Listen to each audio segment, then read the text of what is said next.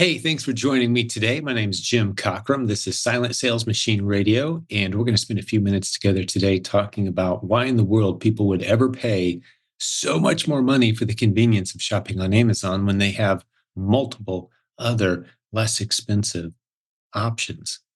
Let me start the episode this way with a little riddle for you. The question this occurred to me as I was listening to today's episode because Brian and Robin Joy, two of our great coaching leaders, they actually do the bulk of the episode today, and I enjoyed it before you had a chance to listen to it.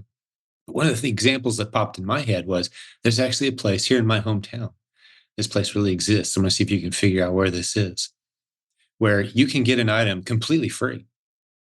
Just walk up and grab it. Completely free. It doesn't cost you anything.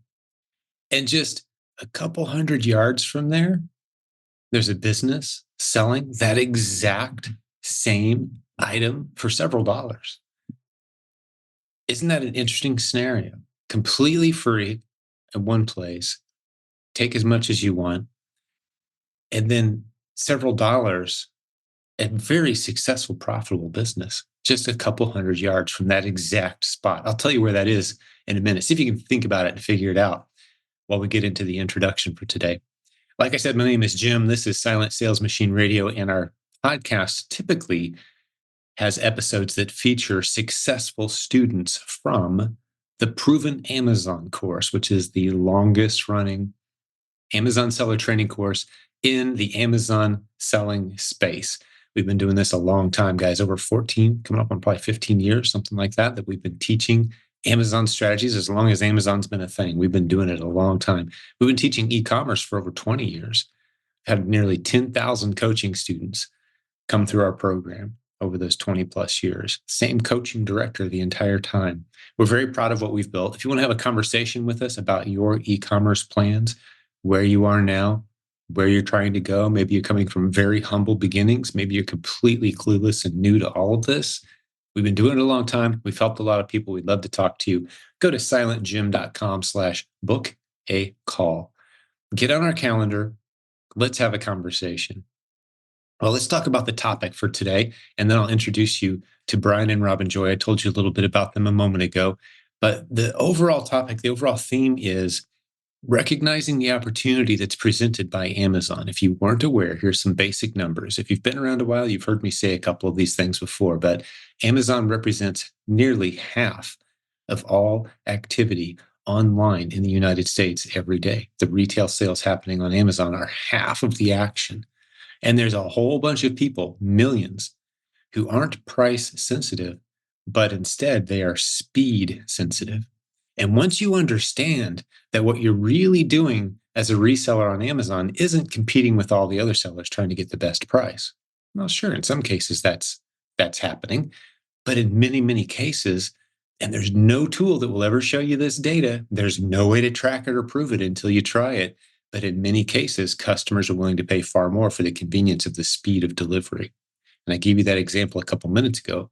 This helps illustrate some of the points that you're going to hear Brian and Robin Joy make today. So that place where you can go to grab that free item as much as you want, whereas if you move a couple hundred yards away, you're going to have to pay several dollars for it.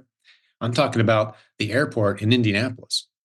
As you're coming into the airport in Indianapolis, if you've never done this, I don't know if other airports do it or not, but there's a nice, huge water cooler station. It's a big refrigerator looking thing, with the glass door. You pull it open like a convenience store might have, but they keep it stocked with bottles of water, nice bottles of water, like the same thing that you'd pay maybe $1 for, if you're buying them at a grocery store, or $2 for if you're buying at a convenience store, or $4 or $5 if you're at maybe a ballpark, baseball game, something like that. Well, you can grab one, you can grab two, you can grab one for everyone in your family. Each person in your family can grab them. But you're only a couple hundred yards away from getting into the airport. Now you have to go through security. You're going to throw it away. Once you're on the other side of security, which is just a couple hundred yards away from these free water bottles, well, now you're going to pay $2, $3, $4 for a bottle of water in an airport, right? Isn't that interesting? Just talking about the convenience, the location. One of the other lessons that popped in my head as I was listening to today's episode, and I'm recording this intro, obviously, after I've heard the lessons from our main presenters today, is in the Hebrew tradition, it's understood that there's only two business models. All business models either involve the palms of your hand or the soles of your feet. What's that mean? Well, the palms of your hand is when you make something, create something. This includes anything that you might think into existence, something you might write or speak, right? The creative capacity of us as humans is incredible. So we have so many things we can create and build. And the other one is the soles of your feet, which is transferring something from one place where it's got lower perceived value to another place of higher perceived value. Both business models are seen as virtuous and necessary and ethical and a great way to serve other people. A lot of what we do on Amazon is the latter, moving products from a place of low convenience, low value, to a place of higher convenience and then higher value. The ultimate example is one that my good friend, Rabbi Daniel Lapin, who's actually the keynote speaker at our upcoming conference. I'll tell you more about that in just a moment if you don't know about it. But he says, imagine, if you will, an iceberg floating in the middle of the Atlantic. It's really of no use to anybody. It's just a hazard. But if we transport that thing, as you know, icebergs are freshwater, there's no salt in them. So you transport that iceberg to the middle of, say, the Sahara Desert somehow at great expense and difficult, of course, to do. But let's just imagine how much more valuable it would be there than where it was before. All you've done is move it from one place to another. And now the value is a lot higher. Well, let's take what we do on Amazon as an example. A lot of times, well, I've given over 100 examples of this in my own business in the past couple of months. We are selling products for well above what the customer could pay at Walmart or a convenience store near them, or even other Amazon sellers selling right alongside of us. But what we offer in exchange for that higher price is the convenience of super fast, in some cases, an hour or two. The product is on the customer's front porch. I know my family shops this way. You probably have too. You've been on Amazon and you see maybe there's 30 sellers selling an item with different delivery dates attached to them. Then there's that one person, that one seller, that one option that offers you the chance to have it on your front porch within an hour or two. If you live in a prime now area, one of the major cities in the United States, that's quite often an option that you can take. And typically it is a little more expensive, yes, but a lot of people don't care. Millions of shoppers every day don't care. So hopefully these lessons are starting to drive home that the reselling game on Amazon is not about having the best price or winning the buy box against all the other sellers, as much as it is quite often about having products that are available, high demand products that are available for super fast delivery by sending your inventory to FBA and letting Amazon take the logistics of the operation and get that product to a customer super fast. And if you're charging a premium for that, a lot of people will still jump on it because they want it fast, and they'll be grateful that you made that opportunity available to them. The only last thing I got to say before we jump into today's episode is, hey, the conference. I told you I was going to tell you a little bit about that. Brian and Robin Joy, who you're about to meet, the Great Coaches Corner episodes we do typically every Wednesday on this podcast. They're two of 60 great coaches we have on our team. A bunch of them are going to be at our conference along with, we've got nearly 500 people registered. Here we are. We're coming up to several weeks out still, but over 500 people registered by the time you hear this. I think we're going to have 600 plus easily register for this event in Orlando, May 23rd through 25th. Go to this website. It's 3 words. Ready? The Proven Conference. 3 words. theprovenconference.com. Get registered. Come on down. You'll see all the great coaches from our team, a lot of the most successful students in our community who have built beautiful businesses. They're going to be presenting about the businesses they've built, exactly what's working right now. This is a multiple income stream e-commerce community, meaning we're not just talking about Amazon. Amazon's going to be maybe, I don't know, a third or half of the conversations that are there and the breakout sessions. The other half is things like Walmart. We've even got some TikTok that we're adding on this year. We've got eBay experts there. We've got all kinds of really great topics. Get to the website and see what all we've got planned for you. It's going to be a tremendous event. We'd love to see you there. I know this was a longer introduction, but I was very excited about the topic today. Had to get my 2 bits in there. And now we're going to invite Brian and Robin Joy to finish this episode out. Take it away, guys. Welcome back to Silent Sales Machine Radio. We are your co-hosts. I'm Brian. And I'm Robin Joy. And this is Coach's Corner. Gosh, Robin, we've got a great set of things we're going to talk about today. I want to kick it off with a commonly asked question we see from a lot of new coaching clients and a lot of new people coming into the community, which is what? What? The question is what? The question actually is, why would someone buy from us at this high price that we have to charge in order to make money, instead of just going down to Walmart and grabbing it the same way we do for $3.99 or whatever it is? Why are they going to pay us $25 for the thing that we just went down to Walmart and paid $8 for? Yeah. Love this topic. It's one of my favorite things to chat We get about. this question a lot.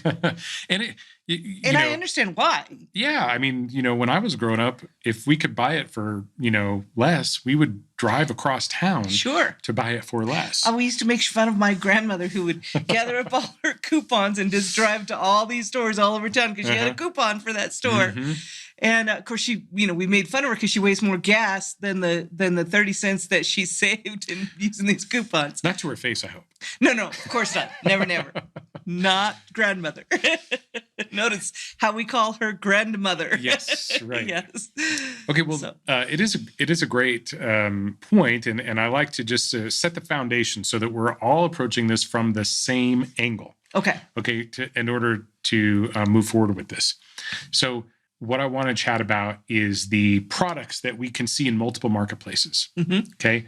If we're looking for, let's say, a bottle of water, we might go into our local grocery store, and that bottle could be selling for $1.99.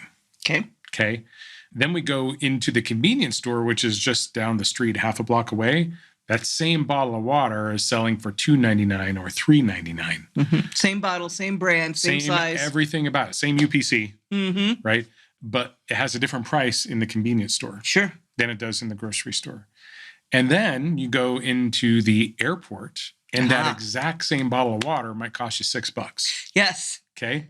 Now, this is that particular, the airport model doesn't, I think we could dig into it. It's not necessarily convenience. It's more about a captive audience. Right. Why we're paying more for that. Sure. But I would venture to guess that even if there were a big old Walmart in, on the edge of the airport, or the convenience store that you just had to walk 5 steps in, grab the bottle of water, pay $6 for it and get out, that the convenience, the little gift shop would still sell a ton of water. Absolutely. Okay. Absolutely. Because of the pain of going into that huge Walmart store, or the walking, the lines, the time it takes. I don't have that kind of time. Let me check your receipt and your bags before you leave. Yes. All of the unpleasantness that can go along with that, right? Yes. Okay. Then we can find that exact same bottle of water at a warehouse club, so Sam's, Costco, BJ's, whatever, for 49 cents, but we got to buy a pack of 24 of them. Okay. And so you can see that exact same product across multiple marketplaces can have different prices. Does that make sense? It does make sense. And what's the difference here? And the reason people charge different? It's a different market. People are looking for different things. If I'm looking for convenience, I'm willing to pay for it. I don't have the time to go through a Sam's and buy a 24 pack and split it up. I just want to run into the gas station and grab my $1.50, $2.99 water, right? This is a perfectly acceptable way of doing business. It's called arbitrage. And arbitrage exists in stocks, bonds, securities, any product or service that you can think of. There's an arbitrage model. The person, the kid, selling lemonade on the corner is arbitraging that lemonade mix. So essentially, you're buying in one market or buying ingredients and putting them together and selling in another market. So if I bought that $1.99 bottle of water and I sold it down the street in the convenience store for $2.99, that's arbitrage. Right? Have I got it? Right. Okay. Taking the difference between what you paid for it in one market and what you sold it for in another market. That is arbitrage. And finding profit in between. And this is ethically acceptable, morally acceptable.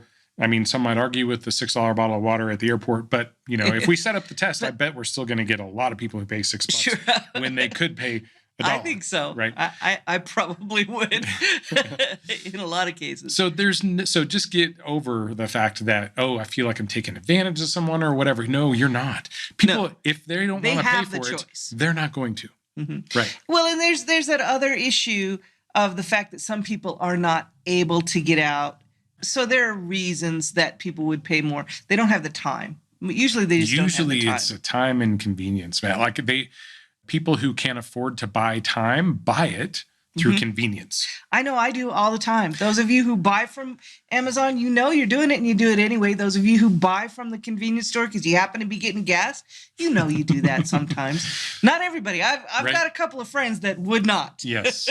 Well, what's interesting to me they are not our target market. We were talking about different marketplaces and potentially platforms and locations, right? So a convenience store, a grocery store, an airport location, a warehouse store, whatever. But we see this even in Amazon and the regional marketplaces that exist on Amazon. A product that is priced for a consumer in one part of the country, that same product is priced differently for a different consumer in a different part of the country.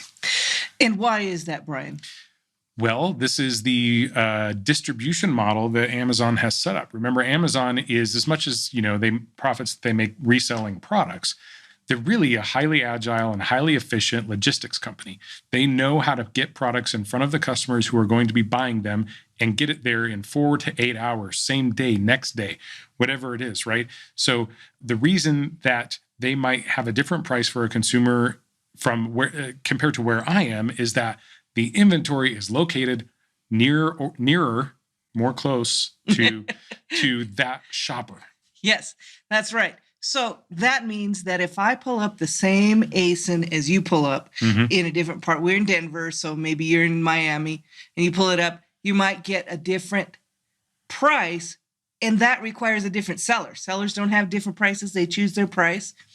So you might see a different seller in the buy box or in the featured price than I might see, because Amazon knows which to show you, which one they can get to you quicker. And we are constantly on the hunt for these examples. Yes. Here's the evidence that this exists. We see them a lot, though. Once we've started looking, we see them all the time. Now we know how to reproduce it. We do. Okay, and it's not some rocket science thing that we figured. It was really a, oh, duh. It was an oh, duh moment, right? Oh, duh moment. So we do, as everyone knows, a lot of coaching. And we're working with coaching clients, and we are demonstrating things a lot. And so what we'll do is we'll go open up our Amazon browser and change the location to their zip code. Okay, just to help them get an idea of what things look like in their area. And then what happens? You forget to change it back, and I'm going in there trying to make a personal order, right. And Amazon's telling me I can't deliver, like your address is wrong. And I'm like, what is going on with my address? Well, then I figured out what was going on. You've got it set to a different zip code that I'm trying to have it delivered to. With the client. And Amazon's choking on that. Yeah. And it says, no, this doesn't work. So then what happens? If I set my delivery address to actually the zip code that you were saying, and look at that price, it's different than the price that when I go in and set it for my own address. And we see this. Not on every single product. No, not at all. Not at all. But we do see this commonly because we work with clients all over the world, and they're looking at the same ASIN I'm looking at. We both have it pulled up on our own screens, and we see two different prices and two different sellers in the buy box. Yeah. So keep that in mind when you're looking for ASINs to test. So what you're saying then is that like we're basically running a convenience store when we're reselling on Amazon in some cases. I would say that's kind of our target, yes. In a convenience store, think about what it looks like when you go into a convenience store, a gas station store, 7-Eleven, things like that. When you go in there, they don't have the deep shelves. They don't have just 4 items, and they have a very limited amount of floor space and shelf space.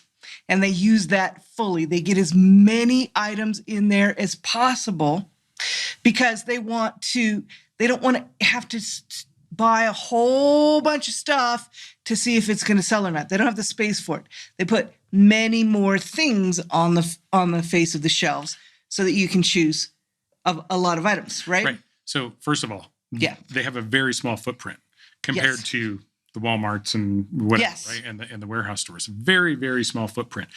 But they want to get as many items in that small amount of square footage as they can. Right. So as a result, it looks completely different when you walk in. Because when you walk into a Walmart or a Target or wherever, the shelves are high, 6, 7, 8 feet sometimes. And they can be 2 feet deep. And it's sure. stacked with product, right? Right, and have the cases behind, and then they open the cases when you get done with that. Overstock on the top. Yeah. Right? You walk into a convenience store, you can see from the front to the back of the store because the shelves are not that high. Even me, I'm not that tall. I can see from the front to the back of the store, right? Sometimes if there aren't too many tall people standing between there. I can, most of the time, I can see totally across. I can see the whole store with, when I walk in and take the 300 whatever degree view, 180 degree view of what's going on in there. So, but the shelves are not as deep. Right. They're not as tall, but they don't have this. There aren't as many of them. There aren't as many shelves, right? And everything's stacked up around the counters and the end caps. I mean, they're trying to maximize the amount of space that they have in there. That's right. And the, totally lost what I was going to say there. Well, what happens is they have end caps and things as well. And so they're testing, are people going to buy this or not? Let's just put it on an end cap before I, devote shelf space to it and see if it's going to sell or not. This kind of a model where you have a lot of a few things, you offer your customer as many options as possible. So this would be the opposite of what you said, which would be a few of a lot of things. A few of a lot. As opposed to a few of a lot of things. Right. As opposed to, I could fit 4 items. If I had 100 each of those, maybe I could fit 20 items in there.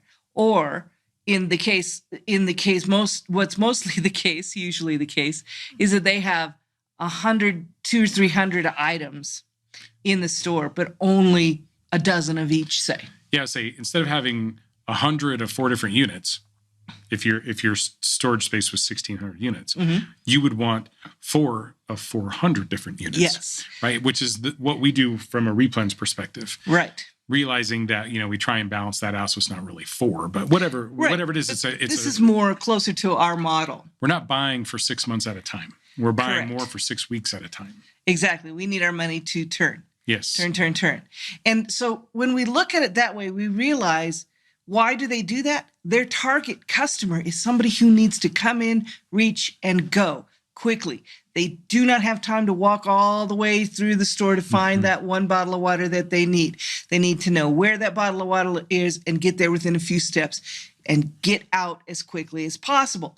This is the model that we have when we're selling on the Amazon platform, because especially FBA, when we're selling to prime customers, because yes, people pay more at that convenience store for that bottle of water.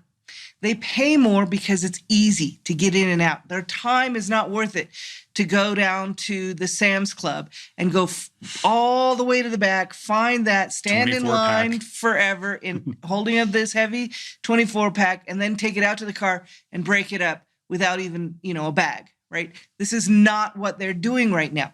Those models are great, but that's not who we're competing with. Our target customer is the guy who's going in, wants to reach it, and get out quickly. Amazon's platform offers this. Not only is it easy to get in and get out with one click, but it also gets delivered to my door. I don't even have to go to the convenience store to get it. This is a high value model for the customer, and that's why they pay for it, because it's valuable to them. And through the magic of editing, you didn't know this, but right in the middle of this recording, we had to stop and go take the groceries that got delivered right to our front door. Yes, right to our front door. That we ordered Amazon last night. Well, before we go to bed, they deliver first thing in the morning, and boom, now I don't have to go shopping. Right. And it's just so stinking easy. The convenience of this is amazing. So it is way easier for me to go into the convenience store, get that bottle of water than it is to go to Costco, like you said, stand in line, buy the 24-pack, break it up. And people do pay for this convenience. Right. All the time. And the people who do pay for this convenience, those are our target market. Not the people who would, like a couple of our friends we mentioned, they would go to Costco just for the bottle of water because it's a whole lot cheaper. They're not my target market, and they never buy from my store. So if we think about this, let's say the 7-Eleven model, because I think 7-Eleven's pretty well known nationwide, right? Did you know that 7-Eleven has their own brands of Sure they do. Of foodstuffs and water? You can find a 7-Eleven bottle of water. 7-Eleven bottle of water, Slurpee. a great Oh, yes. 7-Eleven brand, right? Mhm. Big Gulp, another 7-Eleven brand. Right. And that's not unlike us doing our own branded stuff or private listings Right. on the Amazon platform. They are not any less expensive, No. right? In some No. cases more. Yes. Because of the Because brand. of convenience. Actually, Slurpee may not be 7-Eleven, but that may have been a partnership. Yeah. Now that I think about it, with the big polar bear. But anyway, our goal then is to go make this convenience store.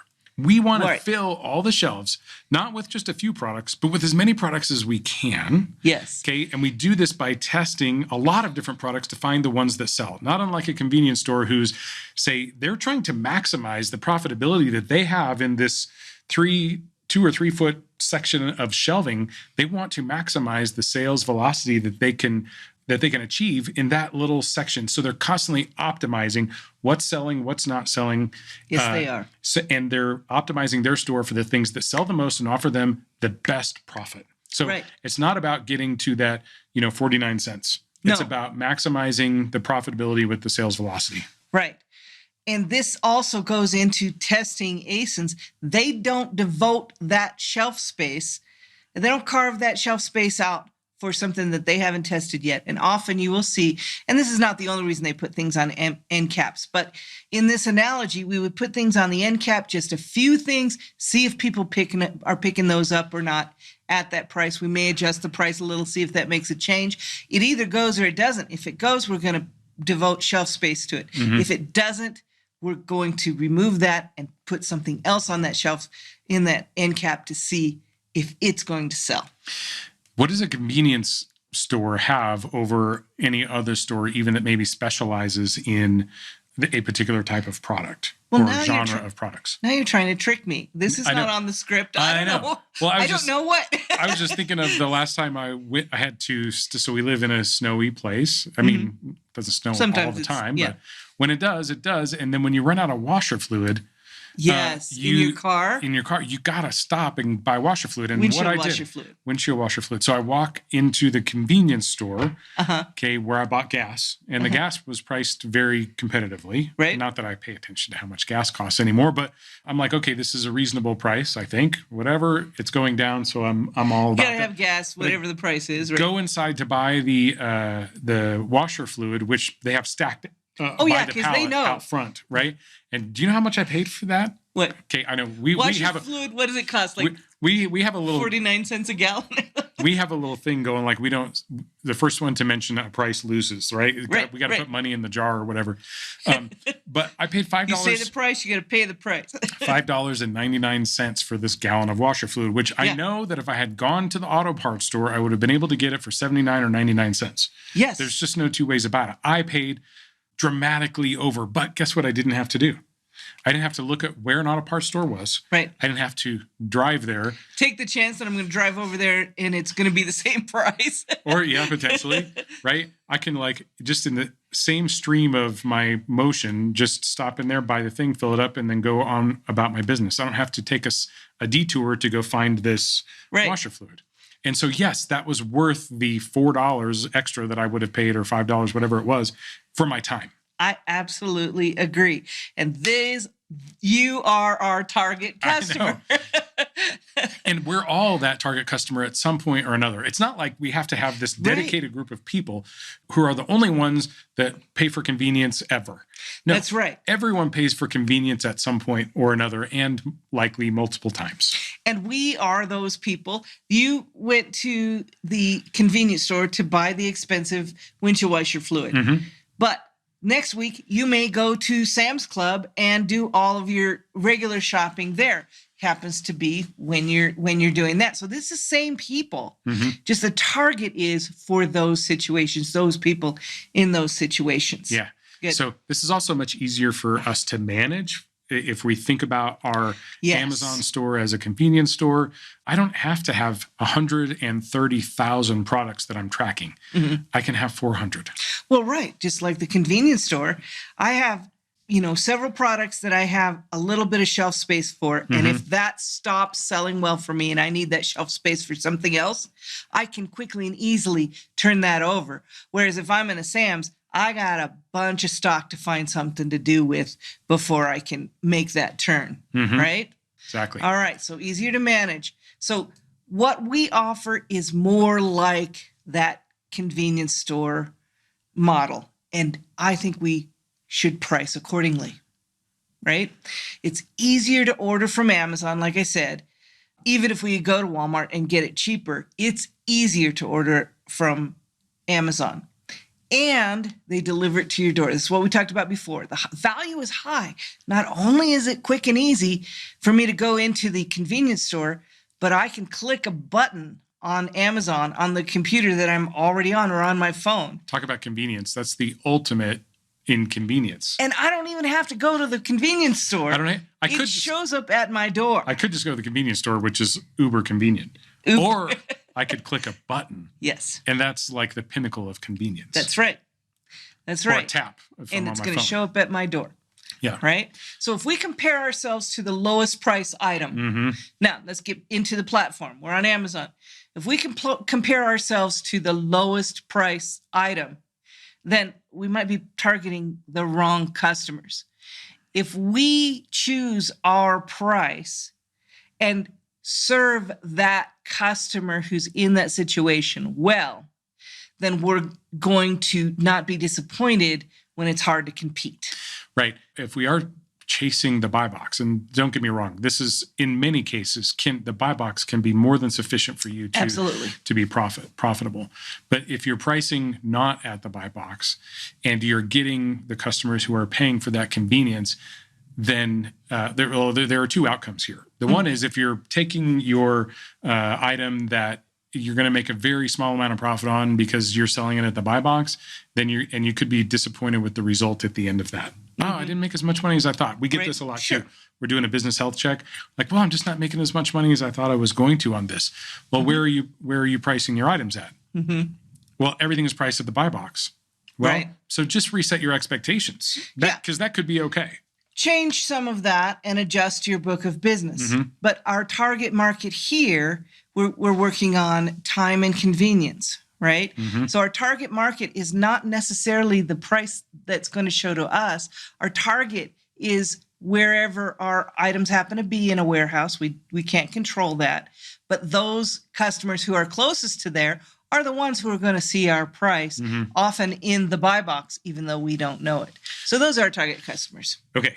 I like it. And if we are doing that strategy, if we're pricing based on convenience, then we shouldn't be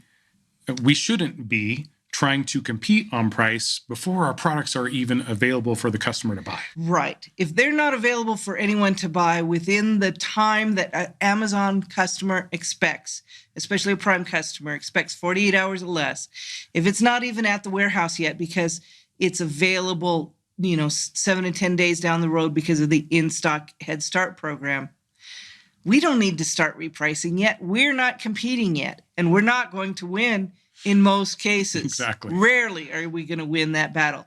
So when you turn your repricer on right away, as soon as that item gets in there and it starts chasing that buy box, you're dipping before you need to, in my opinion. Agreed. Wait till it's available and then price based on convenience. All right, buddy. You got a quote for us? I do. Oh, you're giving away my nickname. Oh, I always call him Buddy. We call each other Buddy. And our grandkids call us grandbuddies. Yes, they do. Awesome. Yes, they do. It's pretty cool. Okay, I do have a quote. And this quote comes to us from T.S. Eliot. Only those who will risk going too far can possibly find out how far they can go. I mean, you'll never know how far you can go if you're not trying to stretch it, right? That's right. That's right. Push through, and look for those other opportunities. Well, and set or think about things in a much grander fashion than we tend to. We say that all the time. We're thinking too small. We're thinking too small. We're thinking too small. Yeah, think bigger. Yes. Yes. Yeah. All right. So when we're trying to fully face our store, make sure we have enough products and we're testing those end caps and we want to make sure that our customers have plenty of options from us. What cure's that? More ASINs. Let's go test more ASINs. All right. Let's go get some more ASINs so we can stock our store. All right. Thanks, everybody. We'll see you soon. Talk to you soon. Hey, thanks for joining us for today's episode. Before I let you go, I've got my good friend, Mr. Jeff Schick, a great sponsor of this show, a great servant of the community. He, of course, is available for all things Amazon legal and policy. He serves hundreds of sellers in our community, and he always has an interesting quick tip and topic for us about once a week. What do you got for us today, Jeff? Well, I have an interesting one about Walmart and other marketplace third-party sellers. So this has actually happened. Two people in 1 week have come to me with issues. One of them is suspended because they purchased products from a third-party seller and they were accused of the products being counterfeit. And we reached out to the brand, and the brand actually provided us with a lab report showing that the product that the seller was selling was counterfeit. So it creates a very interesting case that we're now working on, because the seller, it's not just one of these bogus counterfeit without a test buy claims. It's actually really counterfeit. And so it's a warning that you have, when sourcing products, Walmart's a great source if you're buying from walmart.com itself as the seller. But so far, we've seen a really high percentage of issues from Walmart third-party sellers because Walmart just doesn't have the verifications in place that Amazon has to prevent counterfeit sellers. And so I'd like to say this is the first, but this is probably not even the fifth or sixth case that we've worked on now for sellers who bought actual counterfeit product from a Walmart third-party seller. Wow. And so, yeah, it's just learning to distinguish, am I buying from Walmart or a third-party seller who's selling on Walmart is very important. And yeah, we've emphasized that for a long time around here. Don't buy from third-party sellers on Walmart. That's not going to be good enough. But it sounds like there's actually some people kind of catching some heat for that now. Correct. And these products are all over the board. So we've seen it from cosmetics to toys to games, and, just all sorts of products that are, they're being sold on Walmart that you would be like, they counterfeited that. And yeah, sure enough, they do. And so, wow. So you have to watch out for it because, Amazon, at the end of the day, they care about keeping a marketplace that consumers can trust. And if they find that you're selling counterfeit products, they're not very forgiving. Initially, we've so far been able to get people back, but it just takes a while because we have to show that you have to really show real change to your supply chain and explain why you should get another chance, because they know that you weren't doing a good job beforehand. So you have to show what's different. So it's a reminder. Walmart has third-party sellers. Newegg, Target even has third-party sellers now. I'm trying to think of all the different marketplaces we've seen.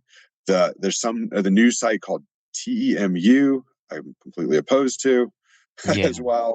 I haven't heard a success story out of that yet. I mean, if you want to pick up some cheap stuff for your own family, perhaps, but certainly don't buy anything there that you intend to resell. Correct. That's for me. I'm not a lawyer. That's just friendly advice from Jim. Exactly. I know you don't like to call out sites specifically, but I've yet to hear a success story there. I've heard some crazy stuff happening already. Yeah, Temu is probably on long par. Like, I would trust it as much as I trust Craigslist at this point. Yeah. Maybe even a bit less. Yeah, so I'm with you. Kind of. Facebook Marketplace, again, not a valid supply chain. Nope. eBay, not a valid. I have someone right now actually being sued. Recent settlement offer was $40,000 because they were selling counterfeit products that they were purchasing from eBay. From eBay. So yeah. Just because someone else is doing it and showing some success and excited about their success doesn't mean you should go down that path. I mean, to be clear, and correct me if I state this wrong, Jeff, but if it's an authorized distributor, if you could call the brand headquarters and say, hey, I just bought your products from this website, from this seller, from this chain, is that legitimate? You want them to say, absolutely, yes, it's legitimate. No question. Right. They're awesome. Anything less than that, you're rolling the dice. Correct.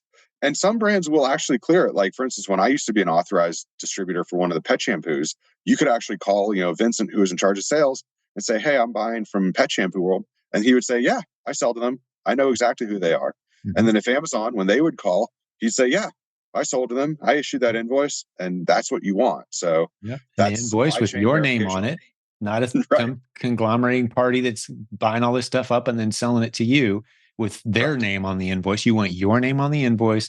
You want it from a legitimate distributor. And there are millions of opportunities out there, but you start cutting these corners, and we're seeing Amazon is, they're just a little quicker to flip that switch, and they're a little slower to get you back on the platform these days, is what I'm feeling a vibe of. Absolutely. Yeah. They're definitely they're taking their time because they want to, gone are the days where you can just write a really good plan of action and say, this is what happened, this is how it won't happen again, and this is what we're doing to make sure it never happens again. They're not really interested in that anymore. Now they're really looking for, like for instance, in one of our cases last year where the seller sold counterfeit stuff, the seller actually had to go out, acquire new distributor accounts at real distributors. And then we had to work with Amazon's attorneys and say, look, they set up these distributor accounts at these national companies that are verified by the brands. These are the brands they intend to sell. And their attorneys actually had to validate all of this before. And then when they came back and said, okay, but your seller's going to be on a watch list. And if we see that they're not doing this, then we're going to have another conversation, and it's going to be a termination conversation.